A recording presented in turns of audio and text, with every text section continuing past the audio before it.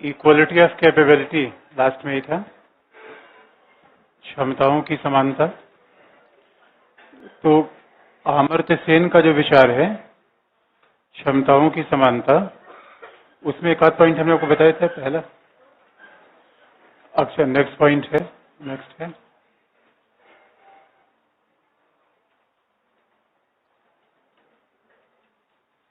Next point. तो अगला point है सेन के अनुसार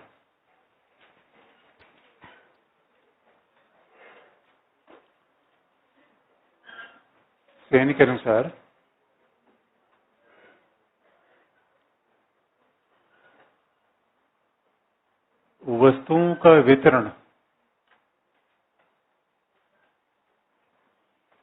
वस्तुओं के वितरण से merely by the distribution of goods, वस्तुओं के वितरण से समानता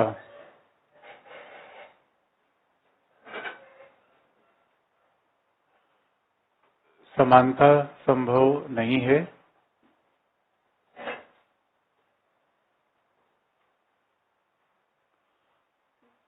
समानता संभव नहीं है क्योंकि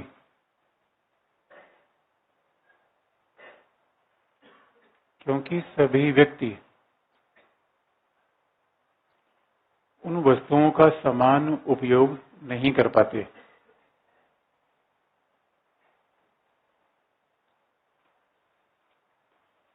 सभी व्यक्ति उन वस्तुओं का समान उपयोग नहीं कर पाते।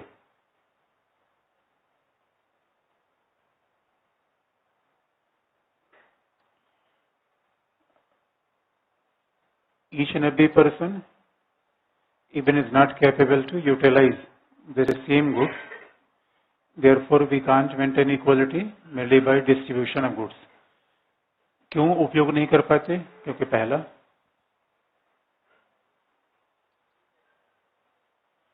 आखिर में सभी वस्तुओं का व्यक्ति समान उपयोग क्यों नहीं कर पाते? क्योंकि पहला, व्यक्तियों की शारीरिक क्षमताएं अलग अलग हो सकती हैं। Even physical capabilities of the people may be different. व्यक्तियों की शारीरिक क्षमताएं भिन्न भिन्न हो सकती हैं, अलग अलग हो सकती हैं।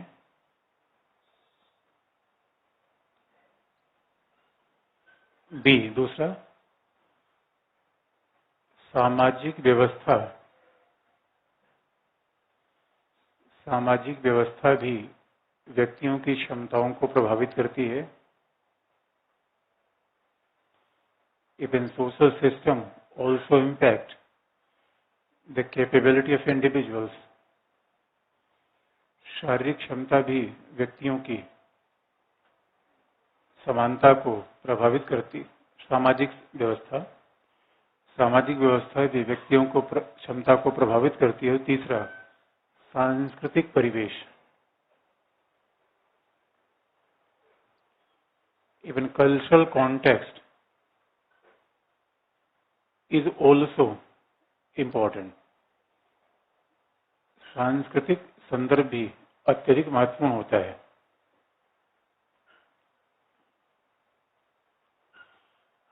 अब इसको एग्जाम्पल से लीजिए, कैसे क्षमताएं सामाजिक व्यवस्था से, शारीरिक क्षमता से और सांस्कृतिक परिवेश से प्रभावित होती है। पहला विकल्प हो सकता है, फॉर एग्जाम्पल है कि किसी व्यक्ति को साइकिल दे दी जाए। अगर हमने डिस्ट्रीब्यूशन गुड्स दिया, भाई अब इसी बात को अगर देखा जाए तो कल्याण की समानता में यही प्रयास किया गया कि सभी के लिए एक समान चीजें दे दी जाए और maximum happiness of maximum good हो जाए। कल्याणकारी राज्य में जैसे नीतीश कुमार के द्वारा किया गया कि सभी लोगों को साइकिल दे दी गई। The question is important. हो सकता है कि somebody may be paralyzed, तो अगर उसकी शारीरिक अक्षमता है तो उस साइकिल का उपयोग नहीं कर पाएगा। नंबर एक प्रॉब्लम आएगी। दूसरी प्रॉब्लम है, साइकिल हमने दे दिया लड़के लड़कियों को, लेकिन लड़कियों को साइकिल चलाने की इजाजत नहीं है। नंबर दो प्रॉब्लम आ जाएगी, साइकिल उनके लिए बेकार है। सांस्कृतिक परिवेश, इसे अमर्त्य ने कहा कि हम किसी चीज का वितरण करके समानता बना देंगे, इसलिए वो मानते हैं कि जो वेलफेयर ऑफ गुड्स है, जो हम सामाजिक वस्तुओं को वितरण करके समानता बनाना चाहते हैं, वो चीज बनती नहीं, क्योंकि अलग अलग हिंड्रेंसेज हैं जो लोगों की राह में पड़े होते हैं। सामाजिक व्यवस्था का मतलब है, जो पिछली बार हमने एक महिला के एग्जाम्पल बताया था, कि सामाजिक व्यवस्था, अब मान लीजिए कोई विधवा महिला है, उसके ऑप्शन से लिमिटेड है। वो बहुत सारा, मतलब ये माना जाएगा वो घर से निकल काम करना मना है। तो जब सामाजिक व्यवस्था ने उसे प्रताड़ित कर रखा है, वंचित कर रखा है, तो जो सुविधाएं लोगों को मिलती है उसी सुविधा का पर्याप्त फायदा नहीं उठा पाएगी। इसी वजह से आप देखेंगे अमर्त्य सेन ने बिल्कुल समानता के विचार को करेक्ट किया। यदि ये बात इंपॉर्टेंट, चाहे डवर्किन हो, अमर्त्य सेन हो, या जितने कल्याण की समानता की बात करते हो, उनका कॉन्टेक्स्ट एक है। They believe in A liberal democratic state. वो कॉन्टेक्स्ट अलग नहीं है, क्योंकि सारी उदारवाद की धारणा मैं पहले आपको बता दिया। तो संविधानवाद को मानते हैं, लोकतांत्रिक राज्य को मानते हैं, अधिकार को, स्वतंत्रता, सबको मानते हैं। लेकिन अब देखिए, अमर्त्य सेन की बात बहुत ही लॉजिकल लगती है। इसी बात को अगस्त में मार्था नुसबाउम ने भी आगे बनाया था। तो अगला पॉइंट है, तो अभी एग्जाम्पल एक आध लाइन में कभी लिख लीजिए। साइकिल एग्जाम्पल जैसे मैंने बताया कि कैसे क्षमताएं हमें प्रभावित करती है। That means capability. यानी हमने वस्तुएं दे दिया, तो स्वाभाविक रूप में 3 एग्जाम्पल हो सकते हैं। वस्तु तो एक आध लाइन में आप एग्जाम्पल जरूर लिखेंगे एग्जाम में। भाई हमने वस्तुएं दे दिया, साइकिल दे दिया, लेकिन जो शारीरिक रूप में अक्षम व्यक्ति हो साइकिल नहीं चला सकता, प्रॉब्लम आ गई। दूसरा देखेंगे कि दूसरी प्रॉब्लम क्या है, सामाजिक व्यवस्था साइकिल चलाने को मना कर रही है। अब बताइए क्यों। अभी तो हमने देखा कि आज ही मैंने सुबह देखा कि कोई जो बिजली का रिक्शा होता है, some lady was driving the rickshaw, so that is new tendency in India. अब किसी ऑटो रिक्शा का ड्राइवर महिला को नहीं देखेंगे। अब once I spotted that one lady was driving the car of Ola. तो जब मैं इस लेडी को देखा तो मैंने खुद कहा, मैंने कहा कि मतलब आई वाज सरप्राइज, क्योंकि सामाजिक व्यवस्था ऐसा नहीं मानती कि महिलाएं भी कार चला सकती हो, खासतौर पे ऐसी कार जो कि ट्रांसपोर्टेशन में लगी हो। तो धीरे धीरे जब ये सामाजिक व्यवस्था बदलेगी, इसका मतलब है कि हो सकता है कि अमेरिका में चीज संभव हो, हमारे यहाँ नहीं हो। कल्चरल डिफरेंसेस आ गए। भाई हमने एजुकेशन तो सबको दे दी, लेकिन महिलाएं एजुकेशन तक क्यों नहीं पहुंच पाई। बाल विवाह, राजस्थान के अलग प्रॉब्लम आ गई। अब बताइए कहाँ गुड्स को हमने डिस्ट्रीब्यूट किया। यही तो कैपेबिलिटी की बात करते हो कि आप देखिए कि समाज में किस तरीके से अक्षमताएं हैं। शारीरिक अलग है, सामाजिक अलग है, कल्चरल अलग है, और सबका इंपॉर्टेंस है। तो एक आध एग्जाम्पल आप कहीं लिख लेंगे, जो भी हमने बताया साइकिल का। ये बात स्पष्ट है। अगला पॉइंट,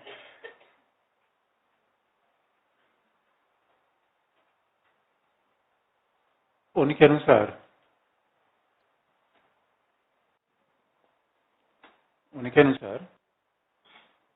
यानी अमर्त्य सेन के अनुसार, और उनके अनुसार का मतलब कि किसके अनुसार।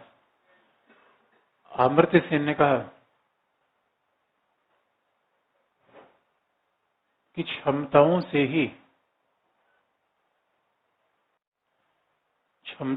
ही वास्तविक स्वतंत्रता प्राप्त होती है। Capabilities are important for enjoying the liberty। क्षमताओं से ही वास्तविक स्वतंत्रता प्राप्त होती है। Capabilities are important for enjoying the liberty। अब बड़ी इंटरेस्टिंग बात है कि क्षमताओं से ही स्वतंत्रता प्राप्त होती है। इस उनकी बुक का नाम है, ब्रैकेट में लिख लीजिएगा, development as a freedom. Amartya Sen की बुक का नाम, जिसमें इनको नोबेल प्राइज मिला, कि डेवलपमेंट एज ए फ्रीडम।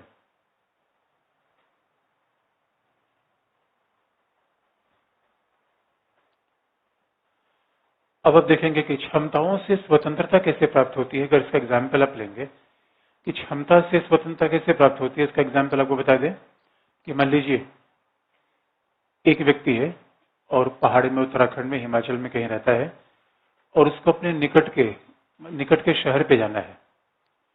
तो उसके पास ट्रांसपोर्टेशन कोई सुविधा नहीं, वहां रेल है नहीं, बस है नहीं, उसके पास, और साइकिल इतने ऊंचे पहाड़ को चला नहीं सकता है सकती, उसके पास एकमात्र रास्ता है पैदल जाने का। इसका मतलब है ही या she don't have any options and alternative. भाई विकल्प जब हमारे पास होगा तभी तो स्वाभाविक रूप में स्वतंत्रता के मायने है। तो विकल्प तब होगा जब हम क्षमतावान है। इसका मतलब है कि अगर कोई व्यक्ति मॉर्निंग वॉक पैदल जा रहा है बजाय कि उसके पास वाहन भी है, देन ही इज फ्री। अब जब हमारे पास कोई वाहन है ही नहीं हो, मैं कहीं मॉर्निंग वॉक पैदल जा रहा हूं, तो पैदल जाएंगे और कैसे जाएंगे आप?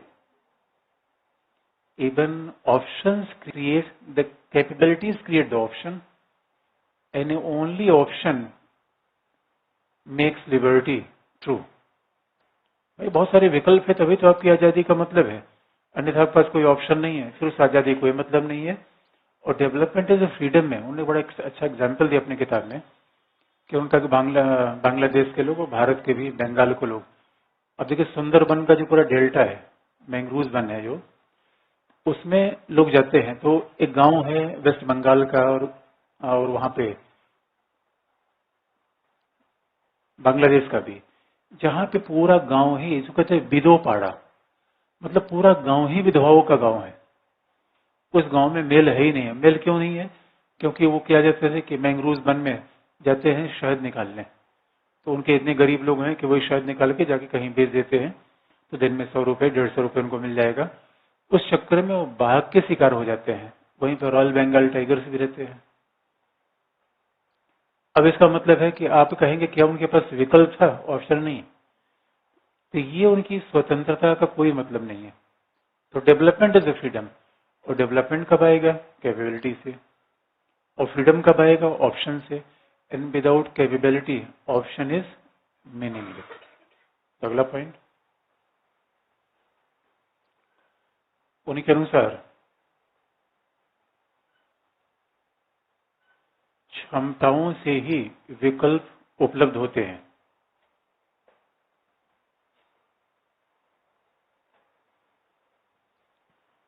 Options are available due to capabilities.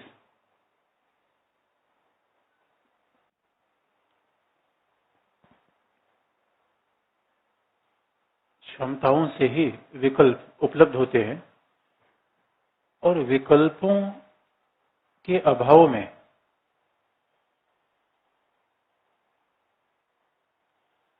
स्वतंत्रता निरर्थक है।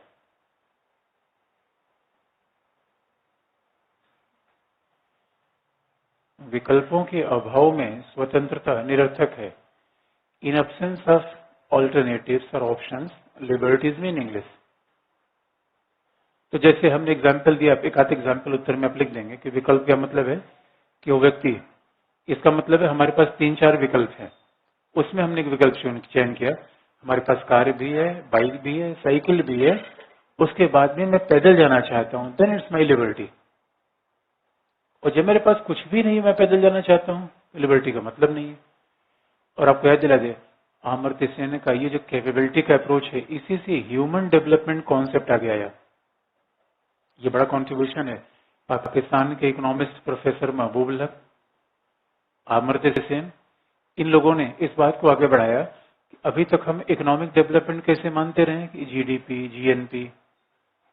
जीडीपी, जीएनपी डेवलपमेंट का अभिप्राय है कि कैपेबिलिटीज अब कैसे बढ़ाएंगे, आयु प्रत्याशा बढ़े, लिटरेसी बढ़े, इसका मतलब है कि, और दूसरा, हम वर्थफुल जीवन एंजॉय कर सके, दैट मीन्स कैपेबिलिटी। कैपेबिलिटी का मतलब है कि a labour is not capable to enjoy his life, यानी हम अपने जीवन को मूल्यवान तरीके से, गरिमामय तरीके से यापन कर सके, तब तो इसका मतलब क्षमता होता है।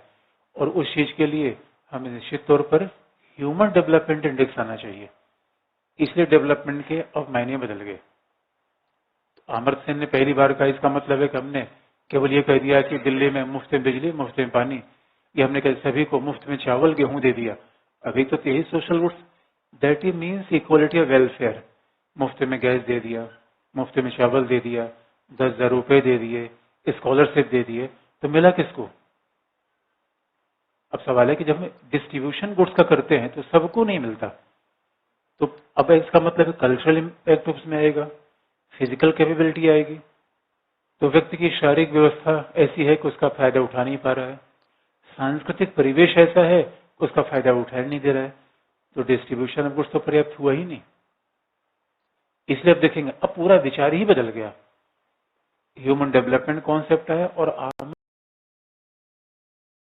सेन के बाद फिर इस पर अगला विचार किसने किया? बाकी इन्होंने बिल्कुल वही बात कही, मार्था नुसबाउम।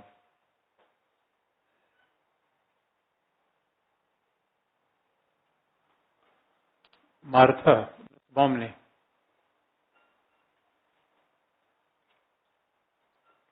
MARTHANUSSBAUM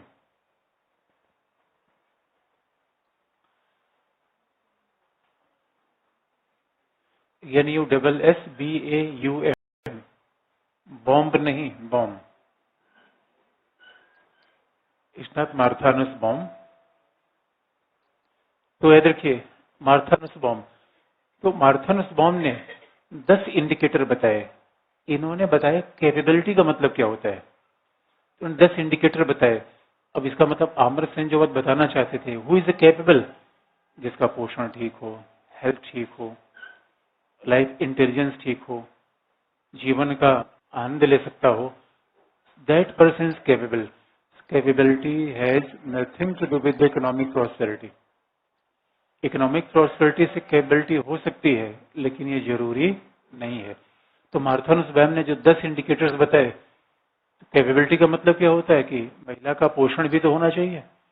अब हमने क्या किया, गेहूं चावल सबको दे दिया, लेकिन हमारा सोशल सिस्टम ऐसा है कि उस खाने में महिलाओं को स्थान मिलेगा ही नहीं। क्योंकि महिला को खाना वही गांव मिलता है जो बचा खुचा होता है, वो अपने आप राम को सिरोल में मानती भी है। भले वो महिला गर्भवती है, सबसे ज्यादा फूड की आवश्यकता उसे है, मिलेगा नहीं। इसलिए मार्था नुसबाउम ने कहा कि merely distribution of social goods can't make equality in society. And equality means, तो सबकी सब में समानता कैसे बनेगी? सबका पोषण ठीक हो, सबके हेल्थ ठीक हो, सबकी इंटेलिजेंस ठीक हो, और तभी वो अपने आप में जीवन में चयन कर पाएगा। सॉरी, तभी वो अपने आप में जीवन में चयन कर पाएगा, आजादी का पूरा प्रयोग कर पाएगा। यहीं से तो लास्ट में लाइक लिख लीजिए बस।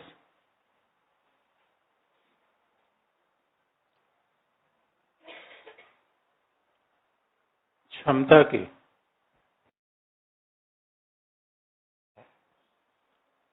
के विचारों के आधार पर ही मानवीय विकास की धारणा का प्रयोग होने लगा।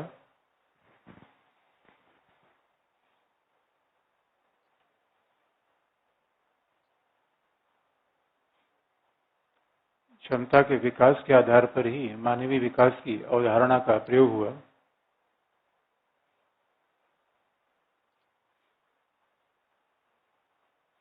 The notion of human development came into existence due to capability approach. और मार्था नुसबाउम ने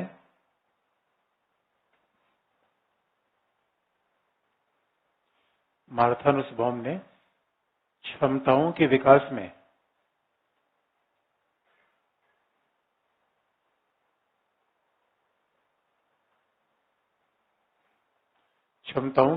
में मानवीय क्षमता, ह्यूमन डेवलपमेंट।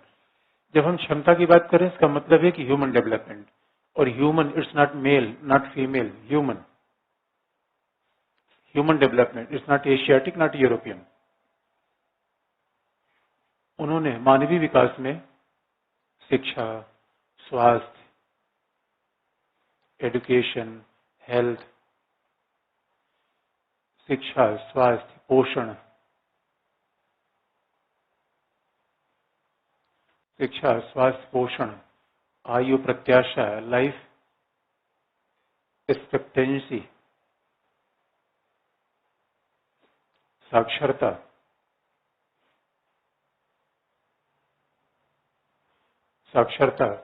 इत्यादि तत्वों को महत्वपूर्ण माना।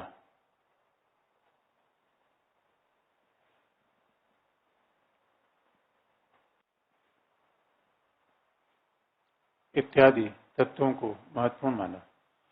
तो यही है अमर्त्य सेन का approach, that is capability approach.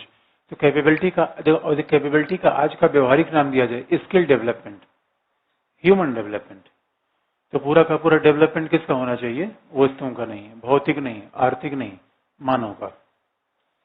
यही है समानता के सारे विचार। और आपको याद होगा समानता का, जटिल समानता का विचार हमने समुदायवादियों की धारणा में बता रखा है, आपको बताया कि नहीं आपको? समानता का विचार हो गया। कुछ सब सवाल पूछना, बताइए भाई। क्षमता से विकल्प उपलब्ध होते हैं। अब अभी आप बताओ, अभी आप क्षमतावान हो या अक्षमतावान हो? क्षमतावान हो आप? देखिए क्षमता से विकल्प कैसे उपलब्ध होते हैं कि मैं जाना चाहता हूं घूमने स्विट्जरलैंड, टिकट का पैसा ही नहीं है, क्षमता नहीं है, तो मैं क्या कहूं स्विट्जरलैंड बहुत बेकार की जगह है, जाने कोई मतलब नहीं है। अब अंगूर खट्टे हैं, अब ये क्षमता ही नहीं है। अब आप क्या कहें, अरे कोई बात नहीं, दुनिया में जितने भी लोग बड़ी बड़ी कार चलना बिल्कुल बेकार की बात है, दिखावा नहीं करना चाहिए। भाई आपके पास कार ना हो तो न चलो तो समझ जाते, अब कार है ही नहीं, दिखावा नहीं करना चाहिए। You don't have any capability. Capability है आपके पास 10 कपड़े हैं, एक ही कपड़े रोज पहन के आ रहे हैं, इट्स चॉइस। और एक ही कपड़ा है वो पहनना है, दिस नॉट चॉइस। और तुम देखो इतनी दुबली पतली हो, क्यों? क्षमता का विकास नहीं हो पा रहा है अभी, क्योंकि इसका सारा हिस्सा भाई खा गया। घर घर भाई, लड़की इतनी दुबली पतली क्यों हो जाती है? सारा हिस्सा भाई खा गया। मैं सही बोलना झूठ बोल रहा हूँ? भाई पढ़ा रहा है लेकिन बाद में उसको अकल आई होगी, पढ़ लिया होगा अमर सेन तक। बचपन में भाई लड़कियों को ध्यान ही नहीं देता, लड़की पैदा होगी इतना बोझ पैदा होगी, मतलब ऐसे ऐसे करो उनको क्या। अब अच्छी बात है अगर समाज में चेंज हो रहा है तो अच्छी बात है, लेकिन परंपरागत समाज में भी ऐसा है। आप लोग हो सकता है पढ़े लिखे घर से होता है, ऐसा ना होता हो, तो प्रॉब्लम है अभी। मैं एक जगह गया तो पता चला कि बच्चों को पराठा मिलता था, लड़कियों को रोटी। मैं कहा ये क्या सिस्टम है यार, ड्राई फ्रूट्स बच्चों को, लड़कियों को नहीं। तो हमने कहा ये क्यों? मैंने कहा लड़के झगड़ा करेंगे, ये करेंगे, ये लड़कियां क्या करेंगी? हमने कहा ये देखो, यही कैपेबिलिटी है। तो सही से सामान आप दे देंगे परिवार में, सबको मिलेगा नहीं। यूपी सरकार ने लड़कियों के नाम से 20,000 रुपए दिया, या तो ससुर मार गया, पति मार गया, या पिता मार गया, लड़कियों को ठन्नी नहीं मिली। अब बताओ, तो कैपेबिलिटी पैसा देना, कैपेबिलिटी का डेवलपमेंट नहीं है। और ऐसे आप देखेंगे, कभी आपको देखा हो जबकि ऑस्ट्रेलिया क्रिकेट टीम से इंडियन क्रिकेट टीम का मैच होता है, उसमें अजिंक्य रहाणे बैटिंग करता है, तो ऐसा लगता है ऑस्ट्रेलिया को उधर मिचेल जॉनसन बॉलिंग कर रहे थे, बच्चे की जान लेगा। तब समझिए हमारी कैपेबिलिटी का सही डेवलपमेंट तो यूरोप में है, यूरोप अमेरिका में है, जहां पर लोग वाकई कैपेबल है पोषण के मामले में, सब चीजों में। तो हमारे यहाँ प्रॉब्लम है अभी, फिर भी हर चीज रिलेटिव होती है। तो समानता का अध्याय खत्म। अब प्रश्न बताने से पहले अब आपको न्याय भी बता दें, तब समानता की बात कर लेंगे। अगला हेडिंग है, बताइए। हाँ बताइए, क्या कल्याण की? देखिए वैसे तो हर चीज पूरक हो जाएगी, वैसे तो आप देखेंगे तो आपको कुछ अंतर नहीं दिखेगा, लेकिन कल्याण की समानता में वस्तु हम देते हैं, जबकि कैपेबिलिटी की समानता में वस्तु का वितरण के बजाय हम ऐसे व्यक्ति को टारगेट करते हैं कि उसको हम कैपेबल बनाए। क्योंकि वह हम एग्जाम्पल, वस्तु क्या है? साइकिल है, साइकिल दे दिया, लेकिन हमने ये नहीं देखा किसके लिए दिया है, उसका उपयोग कौन किया, इसलिए अंतर आ जाता है। कल्याण की समानता में सब नहीं देखते, हमने केवल सामान दे दिया, उपयोग करिए उपयोग न करिए। तभी तो आप देखेंगे 70 साल में राज्य के द्वारा लगातार डेवलपमेंट स्कीम चलाई गई, लेकिन जो वर्ग हाशिए पे था वो हाशिए पे रह गया। अभी से देखिए क्या स्कीम चल, टारगेटेड पीडीएस। ये कहीं ना कहीं अप्रोच का ध्यान रखता है किसको देना है।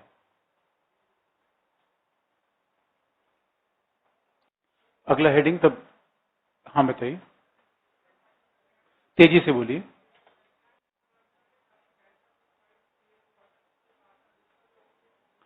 ये फिर बता देंगे, रोल्स में भी आ रहे हैं न्याय में, फिर बता देंगे, चिंता मत करिए। कल्याण की समानता फिर बता देंगे। हाँ न्याय भी बताएंगे, फिर वो आ जाएगा।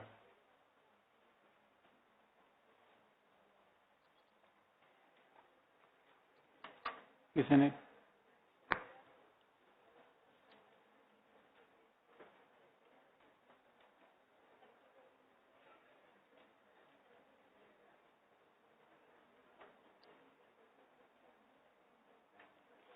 किसी ने कहा क्या ये नव संशोधनवादी कहां से निकाला इस इन का नाम यार? स्पेन?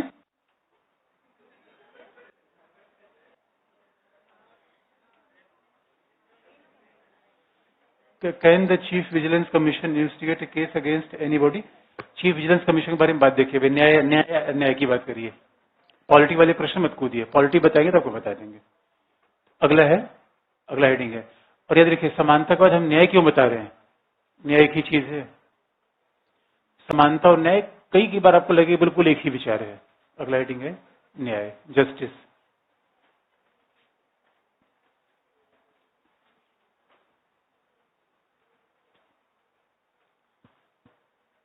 अगला हेडिंग है न्याय या समानता। और आपके सिलेबस में न्याय के बारे में बड़ा स्पेसिफिक लिखा गया है, रोल्स का न्याय। रोल्स का न्याय। अब रोल्स के न्याय और रोल्स के न्याय से लगातार एक आध प्रश्न पूछ लिया जाता है। अच्छा, समानता में कुछ पूछना तो नहीं, जो आपको बताया गया उसमें कोई अस्पष्टता तो नहीं है? तो आपको याद दिलाते हैं जस्टिस, न्याय का मतलब क्या है? अच्छा, ये वर्तमान समाज न्यायपूर्ण है या अन्यायपूर्ण है? क्या? अन्यायपूर्ण है। अच्छा, मतलब किसी को नहीं लगता कि न्यायपूर्ण है? वर्तमान समाज न्यायपूर्ण है या अन्यायपूर्ण है? अन्यायपूर्ण है। तो आपके न्याय की धारणा क्या है? नहीं, आपके न्याय की धारणा मुझे पता चले क्या है जिसे आप मानते हैं कि समाज अन्यायपूर्ण है? अच्छा, दूसरी बात, समाज अन्यायपूर्ण क्या है ये बता दीजिए। Why this society is unjust?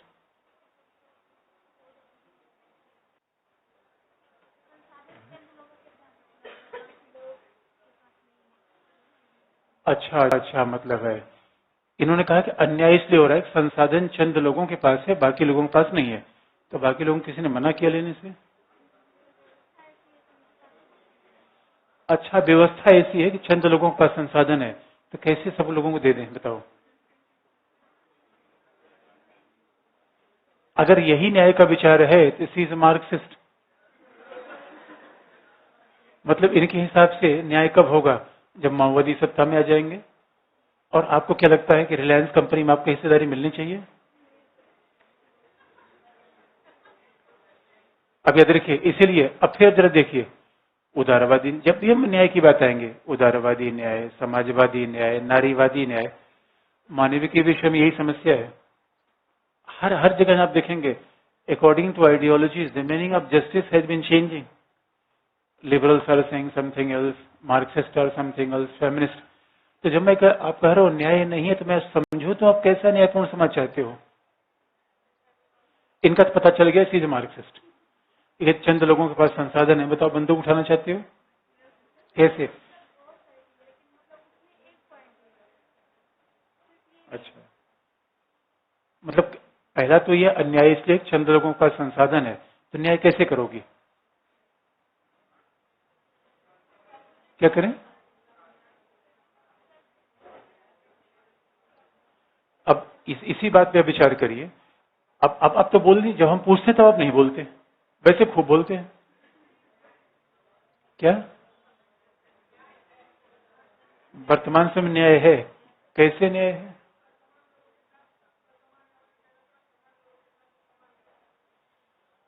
अच्छा, मतलब इसका क्या हुआ?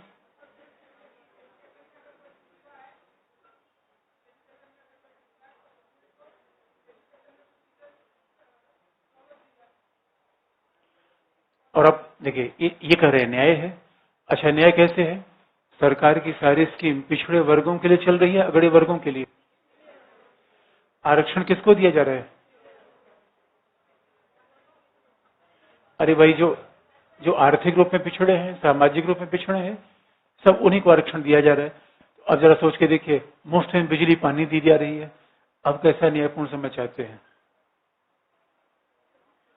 देखिए, ये कह रहे हैं न्याय है, ही इज अ लिबरल। अगर भाई न्याय है, देखो हम समाजवादी कैसे हम सामान दे रहे हैं, सबको सुविधाएं देते जा रहे हैं, ये मार्क्सवादी ये करे न्याय नहीं है। अब बताइए, बाकी और कोई बीच भी बताइए। क्या?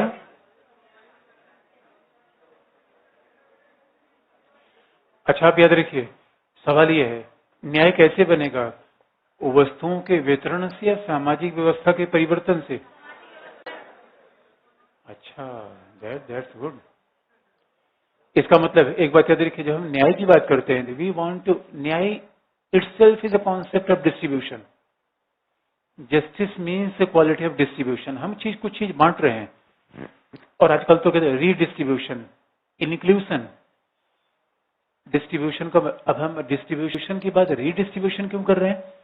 क्योंकि समाज में पहले से चीजें आवंटित हैं, किसी के पास जमीन है, किसी के पास घर है, और उस चीज को हम रीडिस्ट्रीब्यूट कर रहे हैं, फिर से बना रहे हैं। हमने जमींदारी उन्मूलन किया या रीडिस्ट्रीब्यूशन किया? इस याद रखिए, justice is the quality of distribution और रीडिस्ट्रीब्यूशन, पुनर्वितरण करना।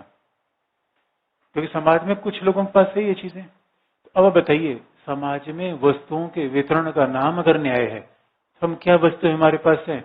जमीन है, नौकरी है, भारत रत्न है, आयुष्मान योजना है, उज्ज्वला गैस है, वॉशरूम है, यही वितरण करना चाहते हैं। तो सवाल है कि सरकार वितरण कर रही है कि नहीं? Justice means distribution of goods, और ऐसा लग रहा है कि आज तो सरकार इसे वितरण कर रही है। और वितरण में क्या आधार होना चाहिए? क्षमता या आवश्यकता? यानी बहुत बेसिक बात आप जस्टिस की बता दें। जस्टिस में होता क्या है? पहला, essentially it is the quality of distribution, और इसी के बाद रीडिस्ट्रीब्यूशन, क्योंकि चीजें तो पहले समाज में वितरित हैं। अब आप जिस समाज में रहते हैं, वहां किसी के पास घर है, गाड़ी है, मकान है, किसी के पास कुछ भी नहीं है, तो we want to redistribute. Justice essential quality of distribution, हम चीजों को बांटना चाहते हैं। भारत रत्न किसको मिले, ये मंत्रालय किसको मिले, और आरक्षण क्या है? नौकरियों के रीडिस्ट्रीब्यूशन का तरीका। जो पहले का डिस्ट्रीब्यूशन था वो लगता था अनजस्ट था, वह समाज के सभी वर्गों को मिले, redistribution. Why we want to provide some reservation for the women's, redistribution. भाई पार्लियामेंट में केवल पुरुष ही रहेंगे, दैट इज डिस्ट्रीब्यूशन। रीडिस्ट्रीब्यूशन क्या है? पुनर्वितरण क्या है? No, we want to ensure the presence of women's too, that is redistribution. तो पहला, न्याय में हम हमेशा वितरण करते हैं। आप कहेंगे ना ना, न्याय का मतलब ये नहीं होता क्या विधि के अनुसार किसी को तो दंडित करना न्याय है? ये भी न्याय का मतलब होता है, लेकिन संकीर्ण मतलब है ये। भाई विधि का उल्लंघन जो करेगा दंडित होगा, विधि के अनुसार जो काम करेगा उसे दंड नहीं मिलेगा, that is the justice. Therefore it's legal justice. लेकिन सोशल जस्टिस में क्या होता है? हम डिस्ट्रीब्यूशन करते हैं, तो we don't have any option about distribution, इसमें कोई झगड़ा है ही नहीं है। मामला यह है कि what should be the criteria of distribution. पहला, कैपेबिलिटी होनी चाहिए, क्षमता होनी चाहिए, इफिशियंसी होनी चाहिए, या नीड होनी चाहिए। कैसे हम कैपेबल? अच्छा, समाज में कौन क्षमतावान लोग हैं, कौन प्रतिभाशाली लोग हैं? जो धनी है, अमीर है, तो Salman Khan, Aamir Khan, Virat Kohli, they are capable. तो क्या चीज, विराट कोहली को ज्यादा चीज मिलनी चाहिए या नत्था और कचरा को? You remember the Nattha and कचरा? आपने पीपली लाइव अभी तो आर्टिकल 15 में देख नहीं पाए दोस्तों। अच्छा, आर्टिकल 15 में क्या है? डिस्ट्रीब्यूशन, रीडिस्ट्रीब्यूशन या लॉ एंड ऑर्डर की प्रॉब्लम है क्या? आप याद रखिए, वो भी जस्टिस ही है। भाई हर व्यक्ति के लिए एक समान की विधि हो, दैट इज जस्टिस। लेकिन डिस्ट्रीब्यूशन नीड का मतलब है गरीब लोगों के पक्ष में वितरण किया जाए या अमीर लोगों के पक्ष में वितरण किया जाए? किसके पक्ष में? आप बताइए। गरीबों के पक्ष में। इसका मतलब इनकी सारी, विराट कोहली की सारी संपत्ति छीन के सुरेश रैना को दे दिया जाए? कि नहीं, ऐसा नहीं होना चाहिए। अब याद रखिए, इसीलिए जस्टिस में हम इसी बात पे मुद्दा करते हैं, डिस्ट्रीब्यूशन। और distribution of what's? Social goods. हम डिस्ट्रीब्यूशन करना चाहते हैं सोशल गुड्स का। अब सवाल दूसरा है, रीडिस्ट्रीब्यूशन करें या रीस्ट्रक्चरिंग करें? पुनर्वितरण करें या पुनर्संरचना करें? What is more important? हम चीजों का रीडिस्ट्रीब्यूशन करें या रीस्ट्रक्चर कर दें। हम चीजों को बांटेंगे नहीं, बल्कि अच्छा रीस्ट्रक्चरिंग का मतलब क्या है? अब रीडिस्ट्रीब्यूशन का मतलब क्या है? परिवार में पुरुष महिला दोनों को सामान दे दीजिए, दोनों को शिक्षा दे दीजिए, रिजर्वेशन दे दीजिए, रीडिस्ट्रीब्यूशन है। लेकिन याद रखिए, रीस्ट्रक्चरिंग का मतलब क्या है? समाज में कैपिटलिज्म की समाप्ति, कल कारखानों पर पूंजीपतियों के नियंत्रण को हटा के सभी का नियंत्रण कर दिया जाए, ये क्या विचार होगा? रिस्ट्रक्चरिंग। और आपको याद दिला दे, इसलिए Marxist never believe in a distributive concept of justice. Always remember, concept बहुत क्लियर होते हैं, कॉन्सेप्ट में कहीं रटने की आवश्यकता नहीं होती। Marxist believe in a remedial concept of justice. ये उपचारी न्याय की धारणा में विश्वास करते हैं। डिस्ट्रीब्यूटिव जस्टिस का विचार उदारवादियों का है। डिस्ट्रीब्यूटिव जस्टिस उदारवादियों का विचार है। और मार्क्सवादी क्या करते हैं? रिस्ट्रक्चरिंग, रेमेडियल, उपचार। भाई उपचार किसका होता है? बीमार व्यक्ति का। उपचार व्यक्ति का भी होगा, समाज का भी होगा। And why there is need of remedy of society? अच्छा, किसी समाज में अमीरों के पास कुछ संपत्ति है, गरीबों के पास सही नहीं है, तो समाज बीमार है। जिस समाज में एक्सप्लॉयटेशन है, that is a sign of sick society. समाज भी बीमार होता है।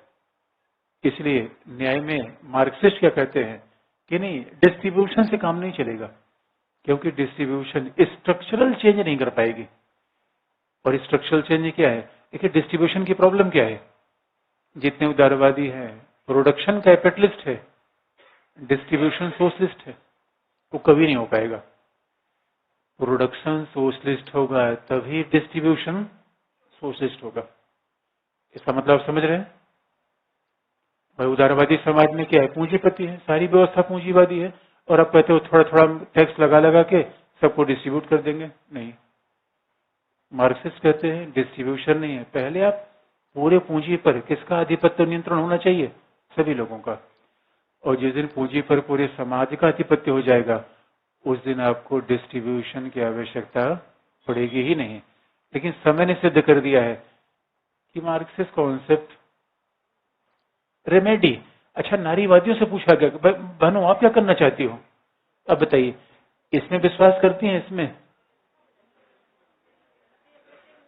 किसमें? नारीवादी भी मार्क्सवाद की सगी बहनें हैं ये। बस एक फर्क है, मार्क्स लिए समस्या कैपिटलिज्म में है, महिलाओं के लिए समस्या पेट्रियार्की में है। Feminist also believe in restructuring of society, Marxist also believe in restructuring of society.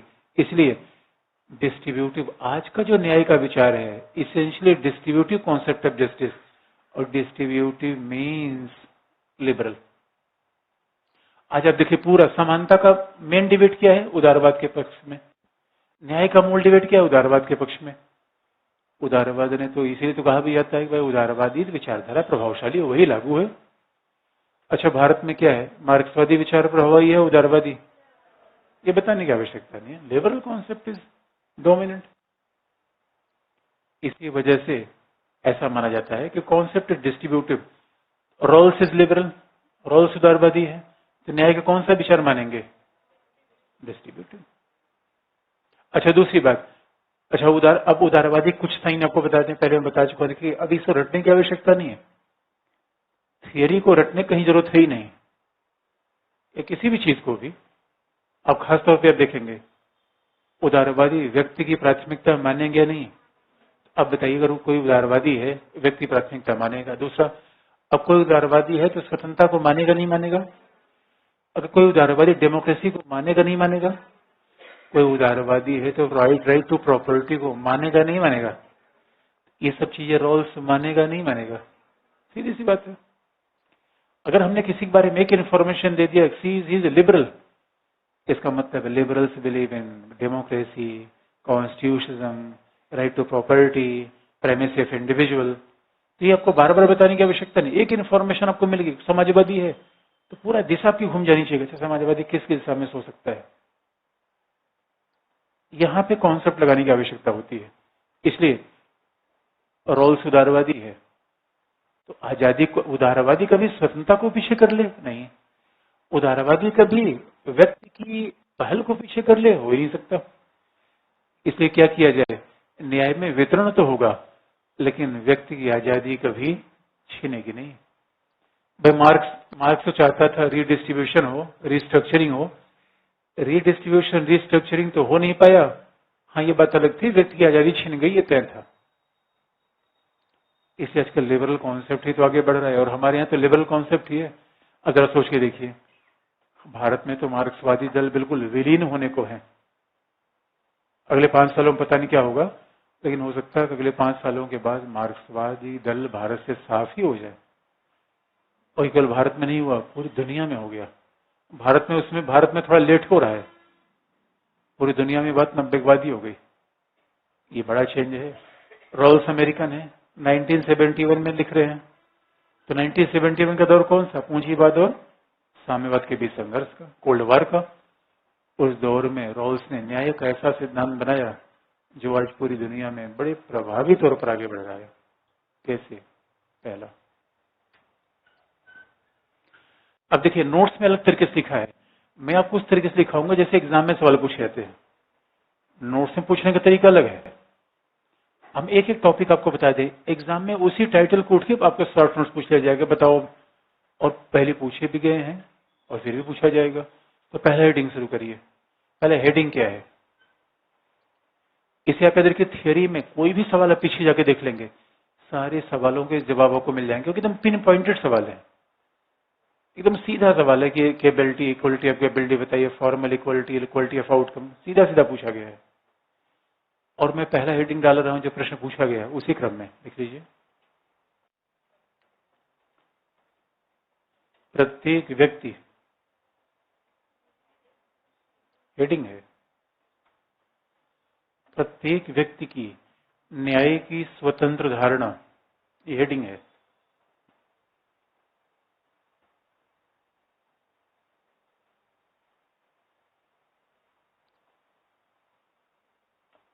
Each and every person has his or her own concept of justice. Each and everyone has or her own concept of justice.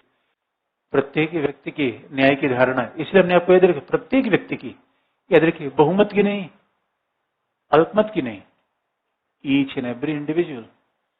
अब प्रत्येक व्यक्ति शब्द से आपको उदारवादी, अच्छा उदारवादी व्यक्ति को इकाई मानता है, समाज को, प्रत्येक व्यक्ति।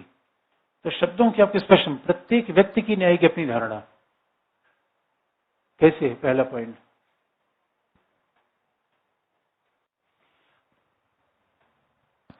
रॉल्स उदारवादी हैं,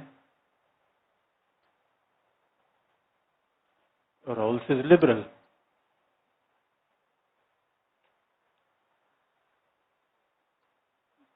जिन्होंने व्यक्ति को केंद्रीय अथवा प्राथमिक महत्व दिया है।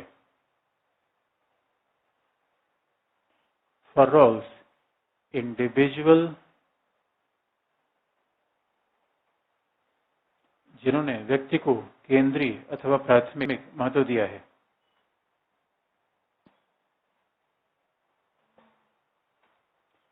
Individual is the most important. Entire thinking of Rawls और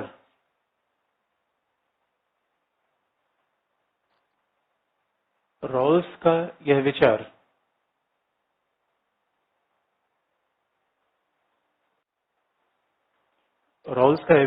प्रसिद्ध दार्शनिक कांट से प्रभावित है। This idea of Rawls is highly influenced by the German philosopher Kant.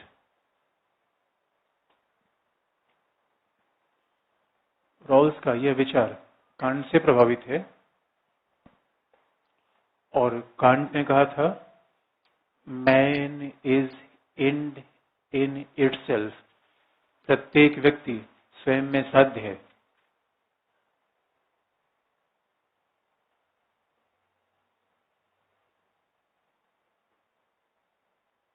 Can't ने कहा था कि प्रत्येक व्यक्ति स्वयं में साध्य है।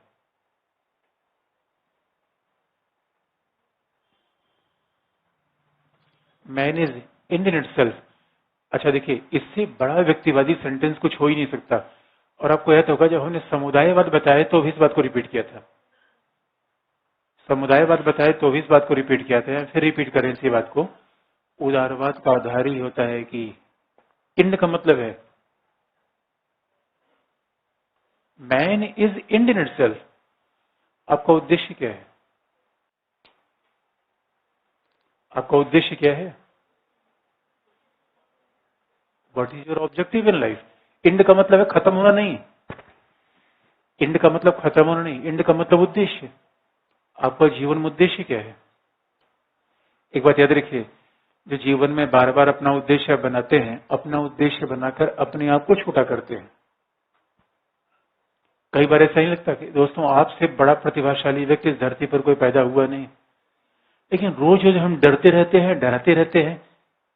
और कभी ताऊ ठासता है, कभी टीचर ठासता है, ऐसे करो, ऐसे करो, ऐसे करो।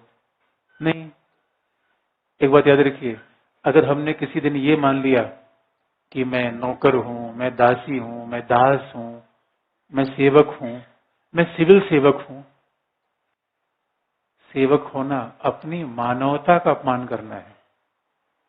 इसे याद रखिए, आप यात्रा हैं या मंजिल हैं। एक बहुत इंटरेस्टिंग पार्ट आप देखिए, जिस दिन हम ये मानते हैं जीवन में हमारा उद्देश्य है, हमने अपने आप को कम किया, अपने आप को साधन बनाया, उस उद्देश्य क्या बना लिया? साध्य।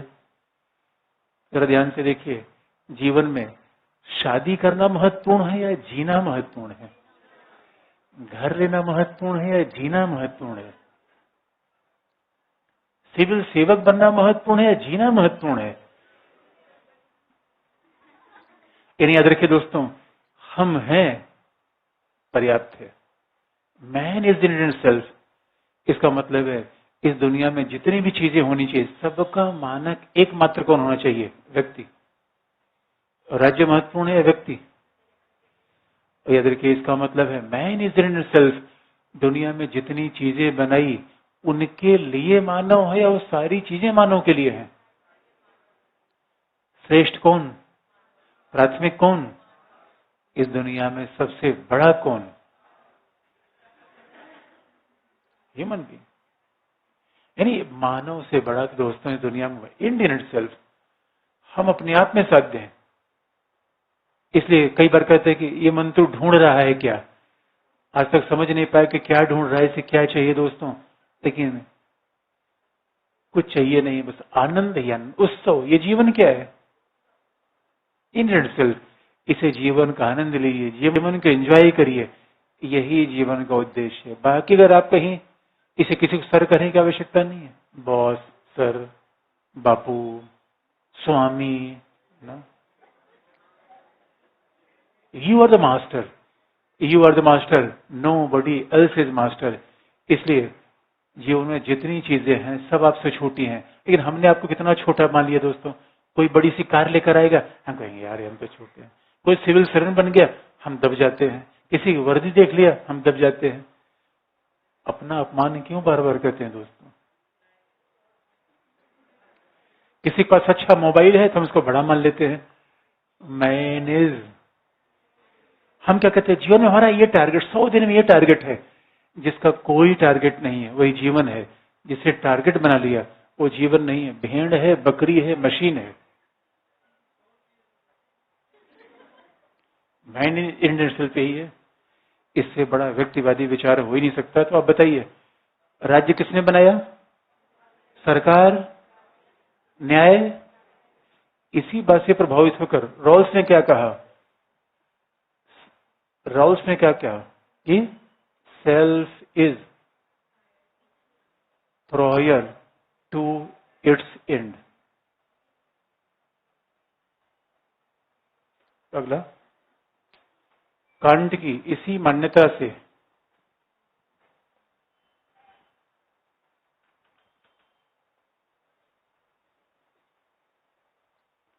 कांट की इसी मान्यता से प्रभावित होते हुए रॉल्स ने कहा कि व्यक्ति अपने उद्देश्यों से पहले है, विशुद्ध।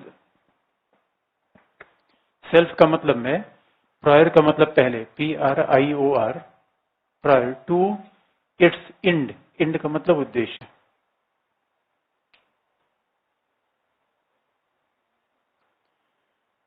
कि व्यक्ति अपने उद्देश्यों से पहले है। बहुत विशुद्ध भाषा में इसका अनुवाद करें तो होगा, कई बार व्यक्ति को लोग ऐसे कहते हैं कि जैसे सेल्फ को कई बार लोग कहते हैं ईगो, ईगो भी सेल्फ है, माई सेल्फ है, या हम कहें कि आत्मन, मैं हूं, और इंड को कहें साध्य। आत्मन साध्य से पहले विशुद्ध भाषा में कहें, सामान्य भाषा में मैं या व्यक्ति अपने उद्देश्यों से पहले है।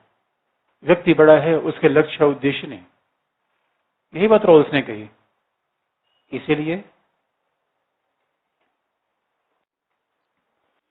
इसलिए रॉल्स ने कहा कि न्याय न तो प्राकृतिक है न ही दैवी।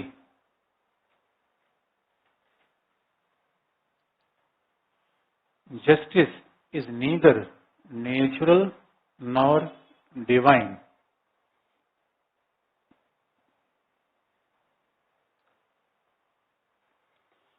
न्याय न तो प्राकृतिक है न ही दैवी है,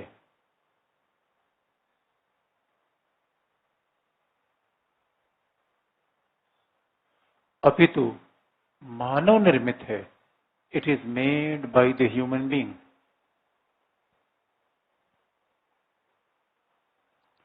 न तो प्राकृतिक है न दैवी है, अपितु मानव निर्मित है। और न्याय के निर्माण में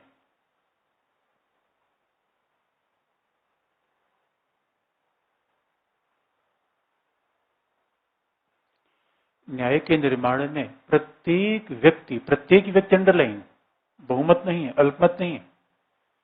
न्याय के निर्माण में प्रत्येक व्यक्ति की समान साझेदारी है। Each and everyone is having the equal participation in the making of justice. न्याय के निर्माण में प्रत्येक व्यक्ति की समान हिस्सेदारी है, प्रत्येक व्यक्ति की समान भागीदारी है, क्योंकि प्रत्येक व्यक्ति के न्याय का विचार पृथक है।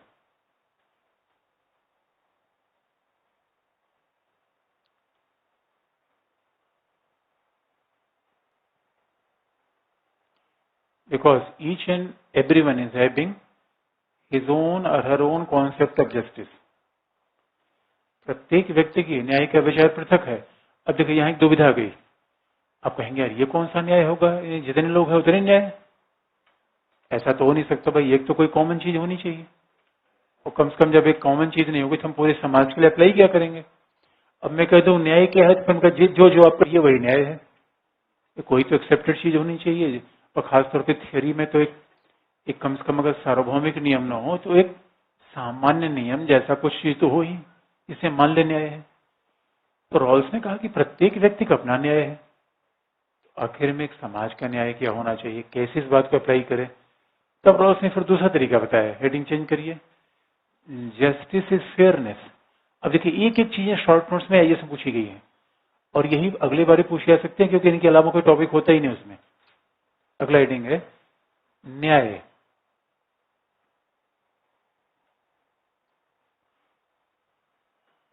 फेयरनेस, फेयरनेस का मतलब क्या है, न्याय निष्पक्षता है। जस्टिस इज फेयरनेस, अगला हेडिंग ये है।